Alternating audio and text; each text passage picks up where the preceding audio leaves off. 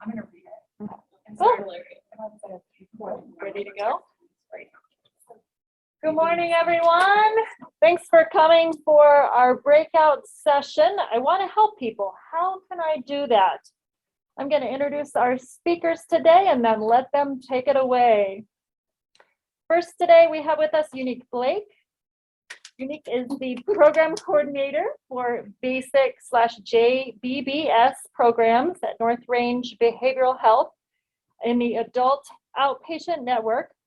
Unique earned her Bachelor of Arts in Social Sciences and Human Development with a minor in psychology from Washington State University and her MS from Capella University in Clinical Counseling and Sex Therapy. She is currently working on earning her Licensed Addictions Counselor certification. Unique has a passion for helping people to gain wellness around their mental health and overcome addictions to improve their quality of life. When she isn't at work, she is spending time at home with family or traveling the world, which we just learned about. Yes. We also have with us today Kim Pratt.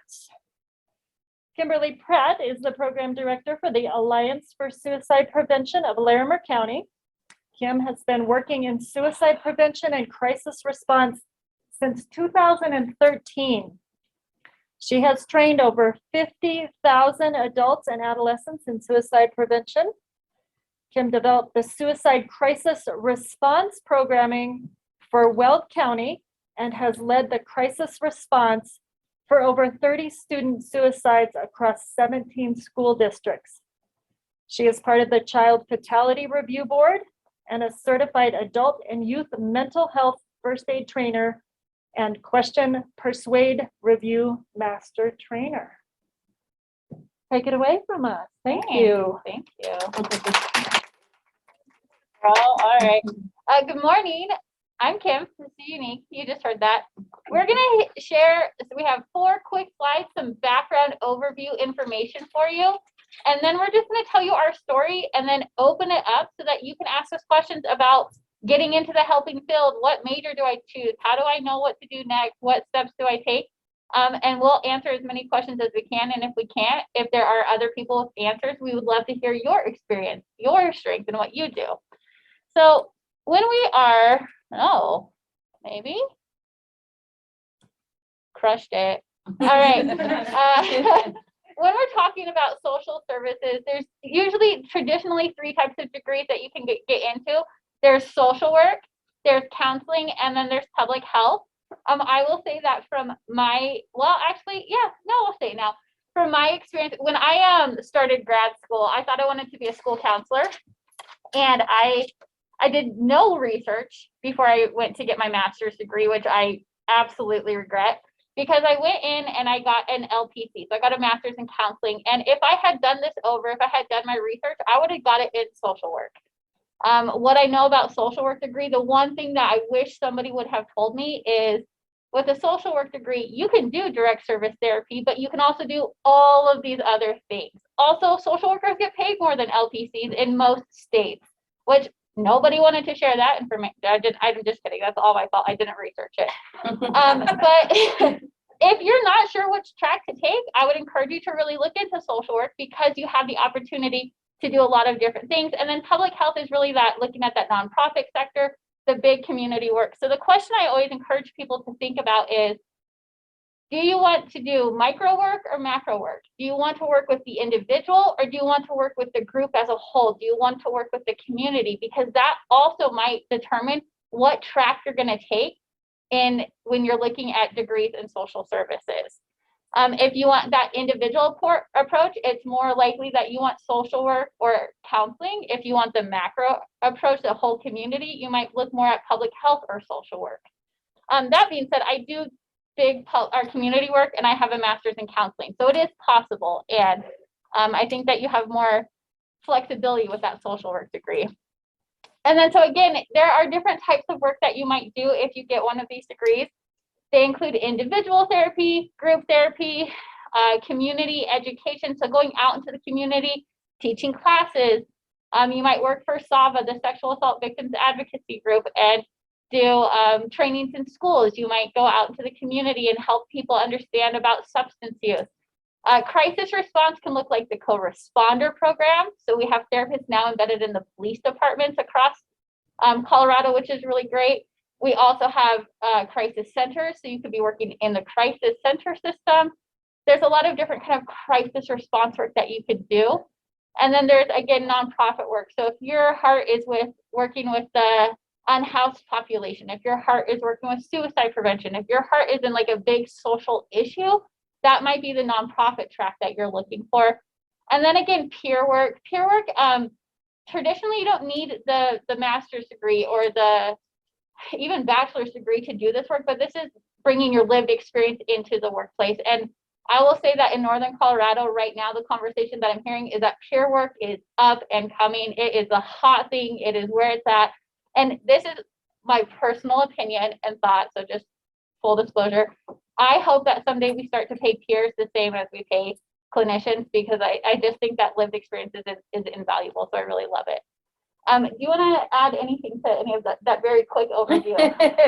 I think the only thing I would add to that is just being flexible. You know, I started off thinking I was going to work with children, and now I work with adults who have like mental health and substance abuse issues. So just being flexible and kind of recognizing like where you might end up is not maybe where you started, but going with that, because there's a lot of different areas within there that, you know, we can help. And it's just a nice feeling to feel like, okay, I started here, but now I'm over here, and go with that. I just would encourage you to go with that, because sometimes it does not work out like you expect it to, but that's actually a good thing. Lots of opportunities in the field. I would also encourage folks, if you don't know where you want to go, don't do what I did. Do the interviews, check with the people. Also, if you have the opportunity to do an internship at a crisis center, so I don't mean like a call center, I'm talking like North Range, the Walk-in Crisis Center, Summit Stone, you get to see everybody, all ages, all issues, all things, and that might help you be like, oh, I definitely don't want to work with this group, or that's my sweet spot. And so that's a great place if you're like, I don't know. It's a great place to do an internship, because you really do get a wide spectrum of work in that setting. And I actually did that. I worked at CSS, which is Crisis Stabilization Services for North Range, for my internship. And I spent 6 months there. And after leaving that, I was like, I can do anything. There's nothing I can't do if I can work in acute, you know, where people are suicidal, people are psychotic, people are dealing with, you know, substance abuse, because it was an ATU and a detox.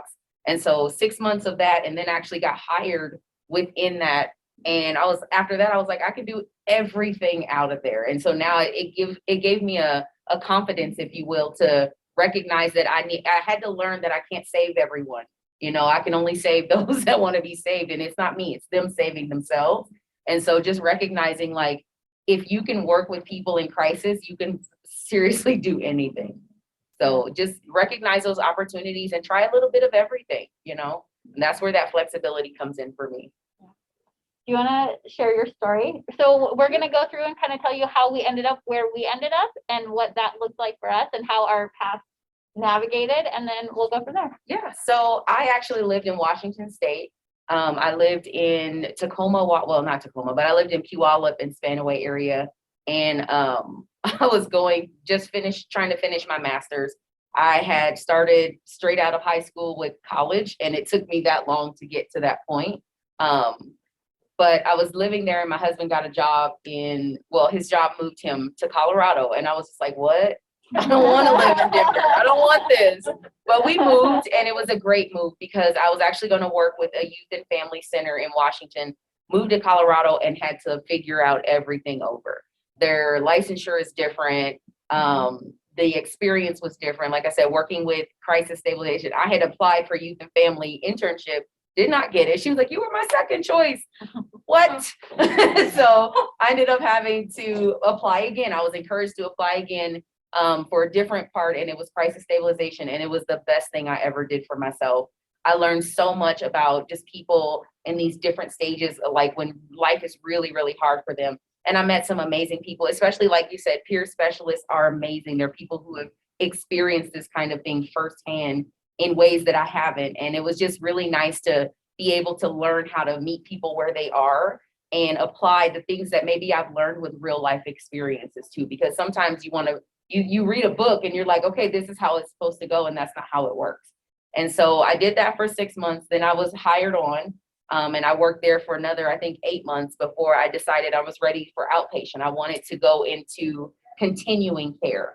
With crisis stabilization, you have these people for maybe like 3 to 5 days. If you're lucky, you'll have them for 7 days, and then you send them on. And it was like, I wanted to keep helping. And so I decided to move into the outpatient part. And so I was hired on as a mental health clinician for our basic team, which basically it means behavioral alternative services in the community. And what we did was help people who were mandated. If they were in the criminal justice system, maybe they were parole, probation, if they were at the halfway house, we would help them with treatment. A lot of it was required. And so you have a lot of people who are very ambivalent to change, who are very like, I don't want to be here. And so you have to learn how to, again, meet these people where they're at and help them. One of the things I still say to this day is, I understand you don't want to be here, but since you have to be, what can I do to help you while you're here? And that just helps reach people. And they're like, okay, if I'm here, here's maybe what I'm willing to do. And really just learning to get their buy-in. And then a few months ago, I was actually promoted to program coordinator, which was surprise. Thank you. But yeah, it was another like just a boost in confidence, because somebody saw something in me that I hadn't seen in myself. And they were like, you are perfect for this position because you love people. Okay. And you're very good at building rapport. What? So it was just really nice to actually step into a role where now I'm actually a little more involved on the back end of things and being able to say, here's a program that we need. Here's a connection that we need to have. Here's something we can do so that we can increase the therapeutic experience.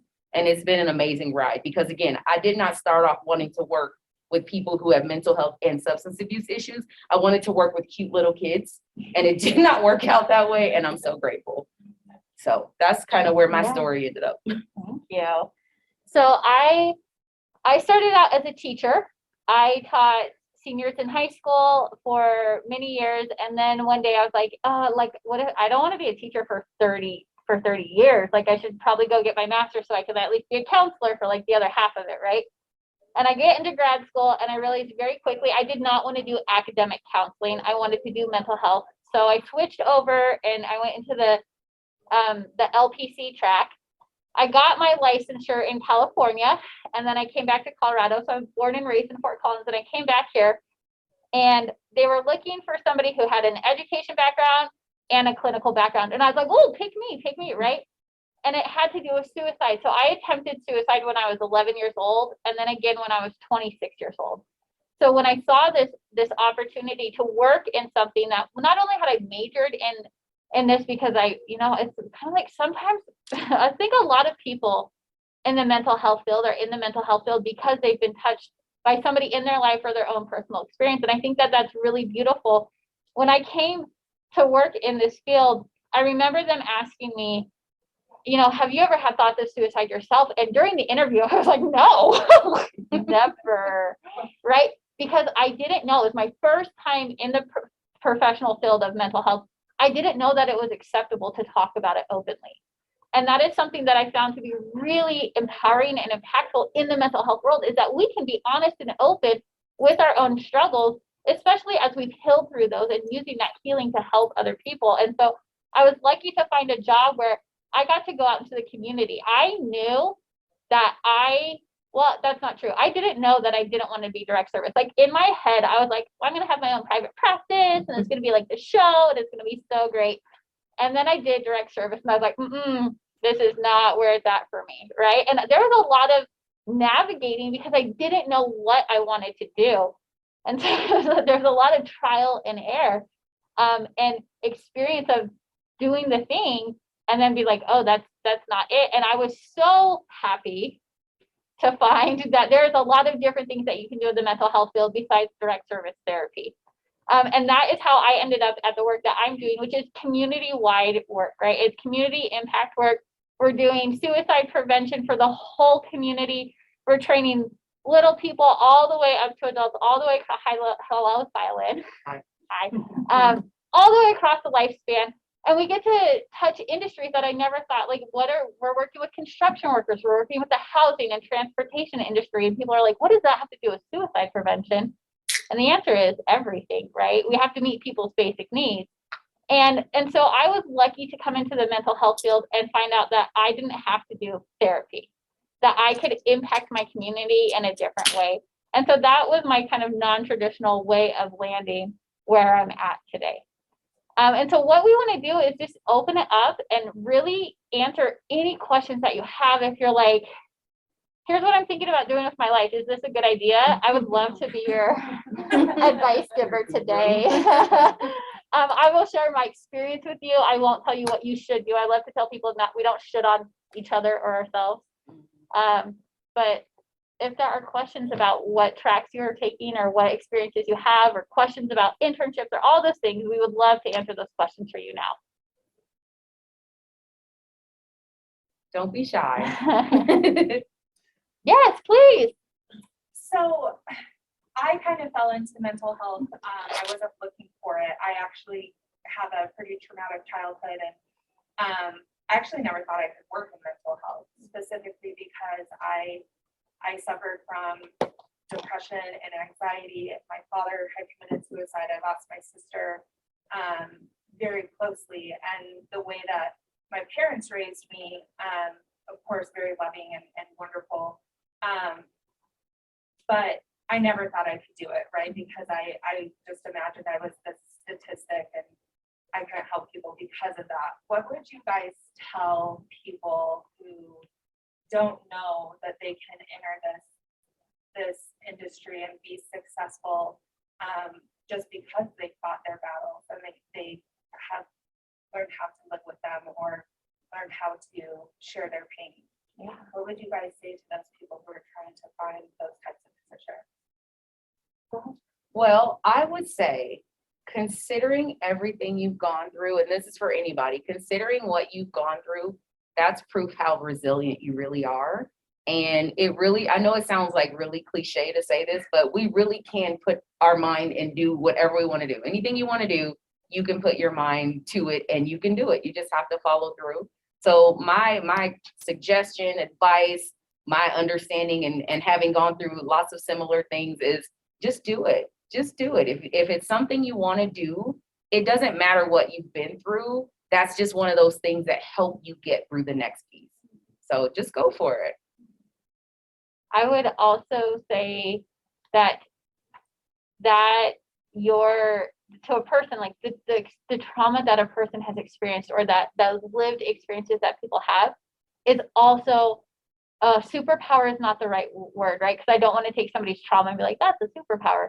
But to have that experience, to be able to share that, there is healing power in it.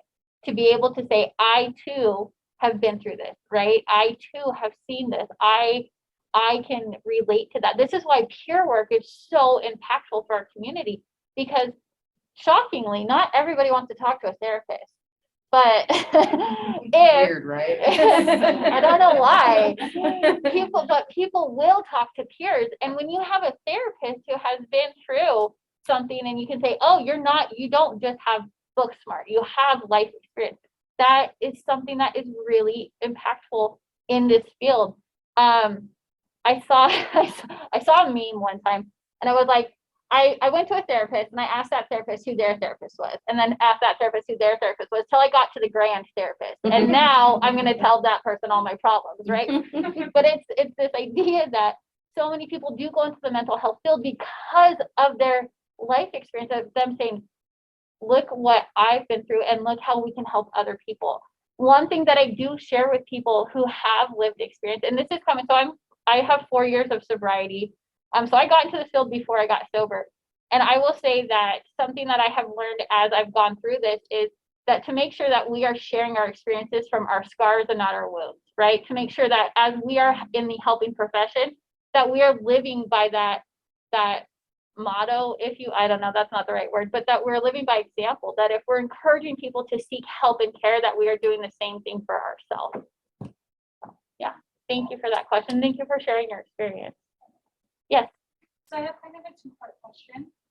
Thinking about students who maybe did their undergraduate degree in something totally different and are now considering moving into that area at the master's level to get those types of things.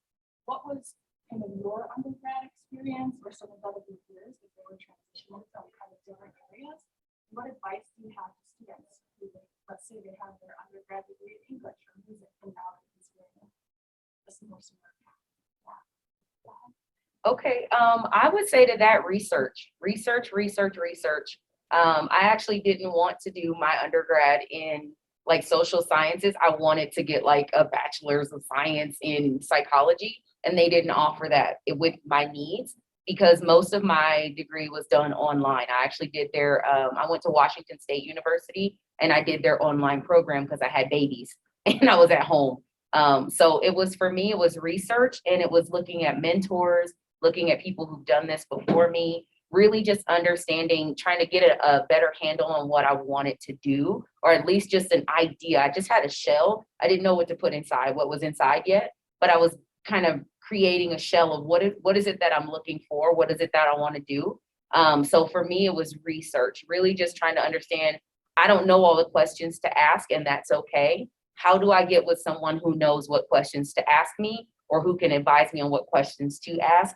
And really just looking at the end goal too was a big thing. You know, my bright idea was that I want to have like a center, a community center where people can come, you know, underserved communities, people that are maybe not aware of what kind of resources they have. They have this there. What do I need to get to that point? And so that's how I was like getting into the minor with psychology when I did social sciences, because somebody gave me that guidance to say, well, here's what you can do if you have this degree. Here's how you can change that, and here's how you can apply it later on. So really just doing as much asking questions as you can. Come to this. Yeah. Yeah. Good idea. I mean, I can't stress what Unique said enough, because I did not do that, and I wish I would have. I would also say, just go for it. Now that's easy for me to say because I'm not taking a risk anymore because I already did the thing, right? But I also will say what I learned is that grad school was important because you have to have the piece of paper so that people will give you a job, right? But every real skill that I learned in the field after I left school anyways. And that bachelor's degree is important. The master's degree is important. Licensure is important. And the things that you are like, if you're feeling like maybe I'm not going to have the skills, you're going to learn it when you're working with the people, when you're working in the community. And so lean into that and trust that, because I don't know anybody who would say that that's not a true statement. Would you agree with that? I would definitely agree with that. And just to add on to that, recognizing kind of like what you were asking before, recognizing that you have a story, that you have experience, and you're going to use your real life experience to do the work that you're wanting to do. The education is like the icing, but you're the cake. Like your life is the cake, you know? And so you have that foundation. You just have to, like you said, go for it. Go for what it is you want to do and just take the chance. Other question? We have a couple in the chat. So, okay. What's been your experience, leaving as you left your graduate programs and you got your master's and you didn't have your licensure yet? And maybe you were searching for your first opportunity, and obviously there's a lot of positions available all over, but there's a big difference between community mental health and private practice. Yes. How do you feel like you guys were prepared for what the real world was going to offer once you left grad school? I was not. It's not just you. I was not. I didn't know what I was walking into. I had no idea. I mean, I got out of grad school, I started a position, and within I don't know, the first 6 weeks, I was sent to do crisis response in a school. This was before the crisis systems exist. This is before co-responders. This is before the crisis team. And they were like, please go deal with this situation. And I was like, I need an adult. I need an adult. And they were like, you are the adult. And I was like, oh my God, this is not good. And I went in there and I made a ton of mistakes, but I'll tell you this, I didn't hurt anybody. I did more help than I thought I was going to do. But I was not prepared. You know, I think that we do as much as we can to prepare students for the situations. Like, here's how to do a risk assessment, and here's what DBT and CBT, and here's like, all these theories, and then you go into the world and the world is messy and dirty. And the truth is, what I have learned in the helping field is that when you show up with care and compassion, when you show up with love and like good intentions, most of the time you're gonna be okay and you're gonna learn along the way. There was a lot that I didn't understand about the mental health field, right? There's a lot of the realities, the red tape that I didn't understand coming into the mental health field. And I will say that for me, community mental health is where my heart is at. But, you know, private practice for some people, that is really like the sweet spot, and they thrive in that. And so if you don't know, interview people, ask people, I mean, there are so many places that you can say, I have 1,000 questions for you, and people will love to answer them. At least I feel like I would. I feel like Unique would. I feel like the people who are here would. So yeah. And you know, one of the things that I think was most valuable was networking. Finding someone who, I always said, can you hold my hand, please? Because I don't know what I'm doing, hold my hand. But when I remember when I first started with Crisis, I was like, I don't think I'm supposed to be here. And they were like, yeah, you're supposed to be here. And it really was one of those moments where, you know, you're kind of put in like this limiting box, if you will. And you say, okay, well, let me open up the knowledge base that I have because I am an educated person. I have this paper that says I know everything and I'm ready. And then life comes up and slaps the heck out of you. And you're like, what just happened? So it really is like learning on the job, not hurting anyone, but you have to recognize that you cannot come in and just save everyone like we want to, right? I've learned a lot about meeting people where they're at and just respecting the fact that sometimes it's harm reduction rather than, you know, stopping certain behaviors, or it's, you know, problem resolution in this moment rather than ongoing, you know, treatment for some people. And so just really learning that life will guide you. You have the basics, yes, but life will guide you towards just that understanding that you gain only from experience. I want to tell you all a joke. It's my favorite joke in the whole world. How many therapists does it take to change a light bulb? Just one, but the light bulb has to want to change. I know, so stupid. I love this joke. I thought I was going to save the world when I got into this field. When I became a teacher, I thought I was going to save them. I mean, I just thought I was going to save everybody, no matter what I did. And that is not to come in and have a jaded response, be like, but you can't. But one of the things that was an important lesson for me to learn in the mental health field is that people have to engage in their care. And there's still a lot of stigma.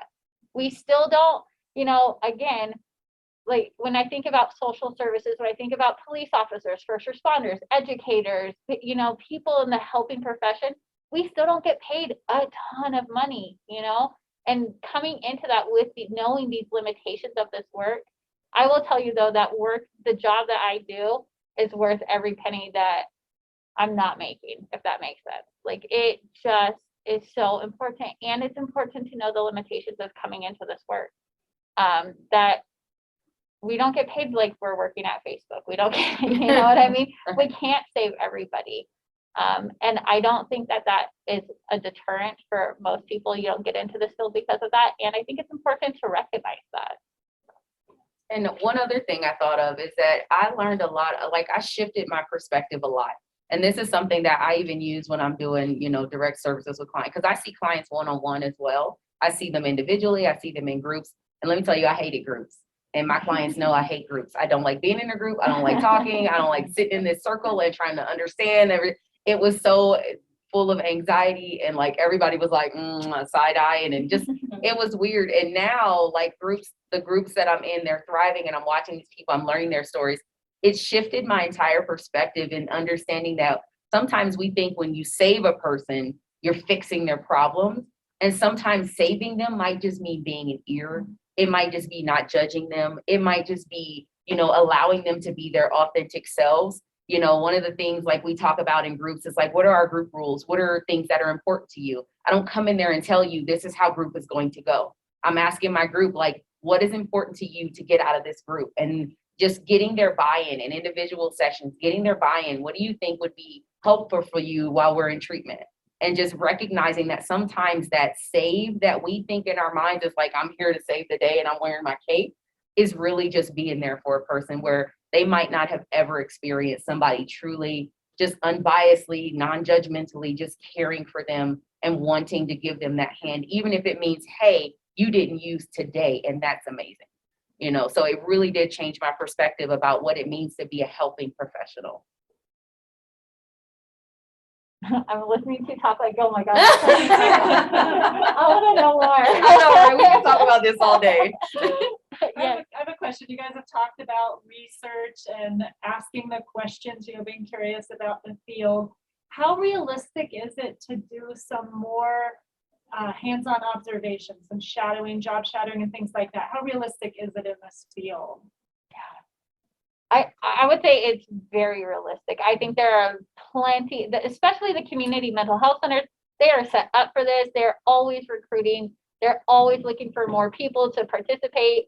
So that's really great. Many nonprofits have opportunities for this. I love to tell people, if you're curious about like what support groups like peer-led support groups, go to an AA group. They're open. So I'm part of AA, which is why I share this with confidence.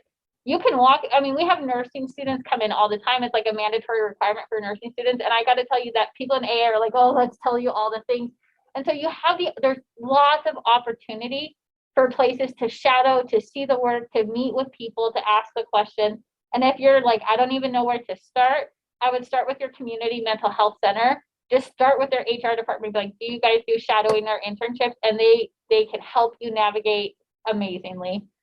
It's a great place to start. Excellent. Yeah, I would say it's absolutely necessary. It is so necessary. One of the things we do whenever we get a new clinician on our team, actually one of our newest clinicians, she is an intern as well, and we just hired her as a basic clinician within our team. And that's the first thing that we did is shadow. You shadow individual sessions, you shadow group sessions, especially when the idea that, you know, COVID came in here and changed our lives as we know it. And so we do a lot of telehealth, and it's important to understand how does that, you know, how do you still connect with clients when you're talking to them on the phone, or if you're talking to them on Zoom or something like that. And just being able to see that done real time is vital to just being the best, you know, clinician that you can be. Plus, it gives you an opportunity to ask those questions that maybe you didn't know before to ask, to see things real time, to see things firsthand and get some feedback. You know, one of the best things I feel like we get is feedback from our clients, and because they're the ones experiencing this firsthand. And so just being able to shadow those things and see how this is done is vital. If you're not shadowing these things before you're actually doing it, you're missing an opportunity to do it better, in my opinion. I would encourage you all, if you do interview questions, to ask this question. What is something I didn't know to ask that I should have asked? And you'd be surprised what people come up with. Like, let me tell you. Right. Yeah.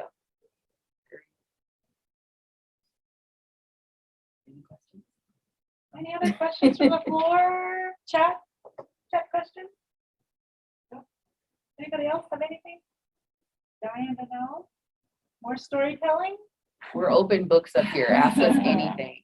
You want to hear about my travels? I don't know. Just ask us No, because I will make people anything. I'm encouraging you to go. Just go. Unique almost didn't show up with us I today. almost was. Yeah, seriously.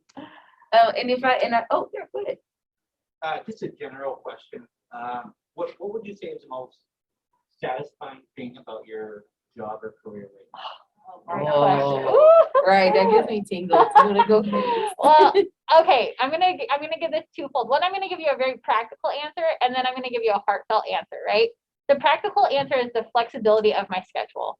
I work in an organization where I can kind of come and go as needed, and that I didn't think was possible. When I was a teacher, like, there's no flexibility, right? But to be able to work in this field, in nonprofit work, and have flexibility, that is one of the highlights of my career right now.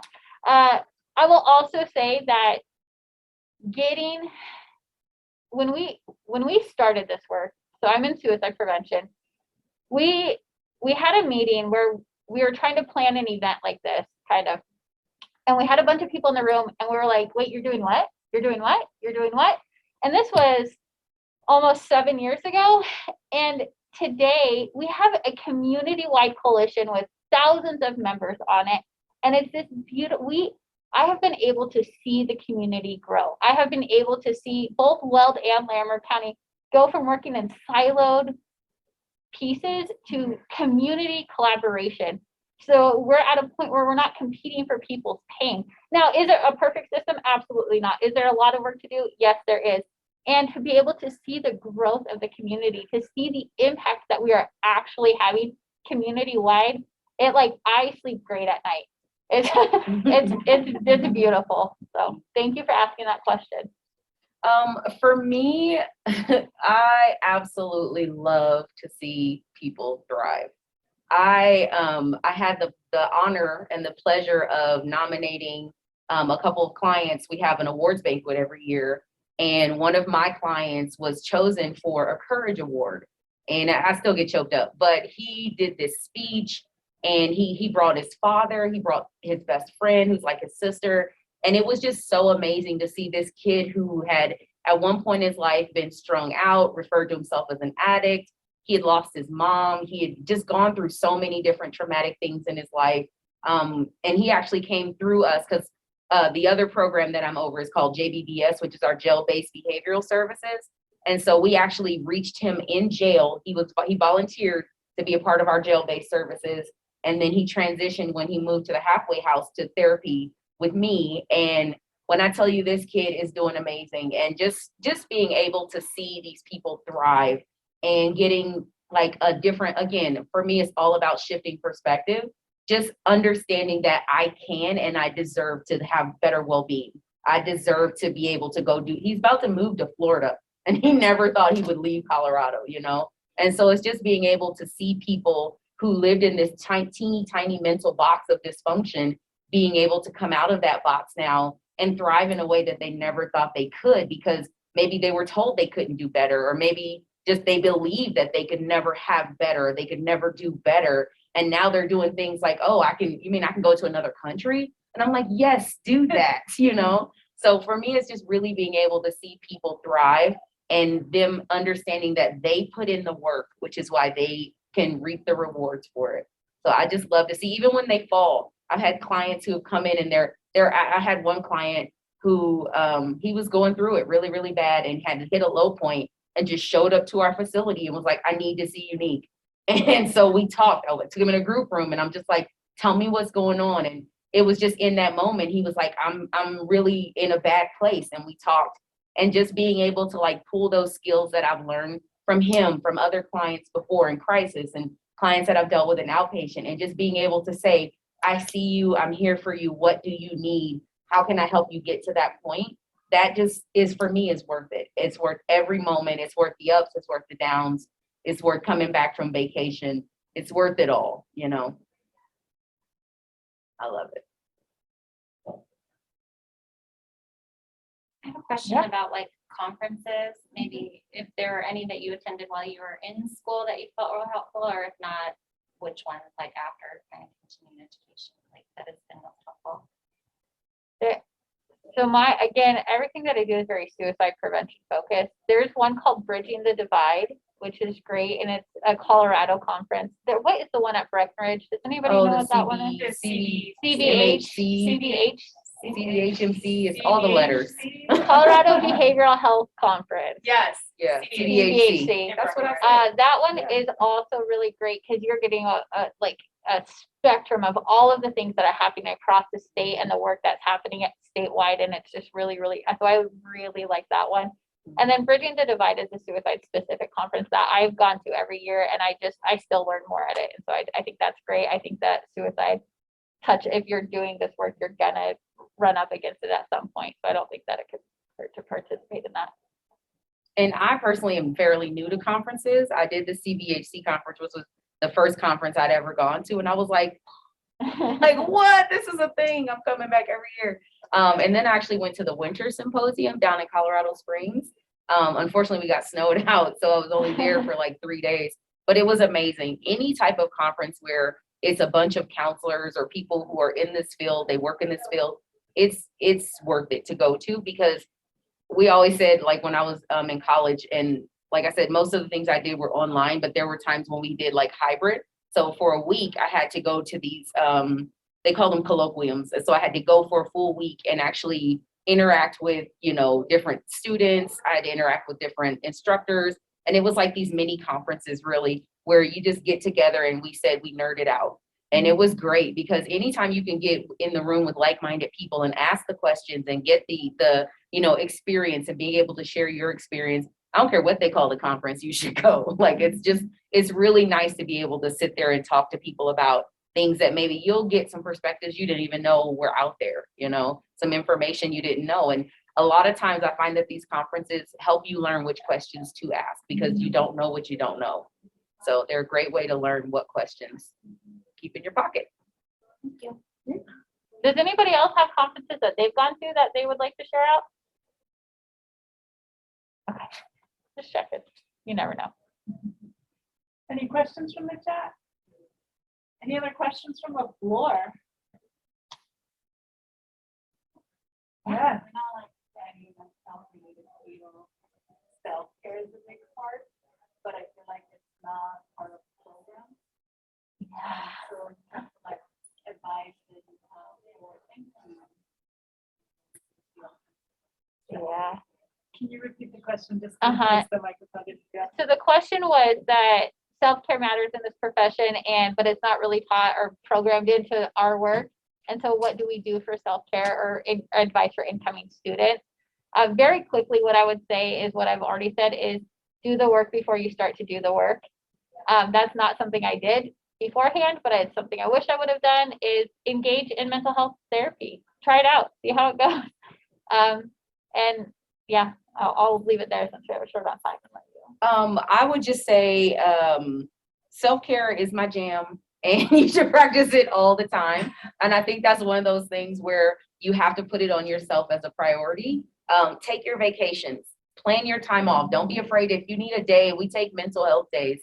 One of the things I can appreciate about where I work for Island Grove, I work at North Range. And one of the things we do, we have almost like a mental health day collectively where we will go and we will have lunch. We've had just like parties where we go to the bowling alley and we're eating and we're bowling and we're having a great time. So we do spend time, in our monthly meetings and things like that. We'll spend time just, talking about things, sharing things that are positive, really just focusing on ourselves in that moment. And I encourage everyone, whether you're at work, whether you're at home, whether you're a student looking for work, take the time to make yourself a priority because self-care is everything. And I think we all know that this field could burn you out very quickly if you don't make yourself the priority, So definitely would tell people coming in, just make sure you take the time.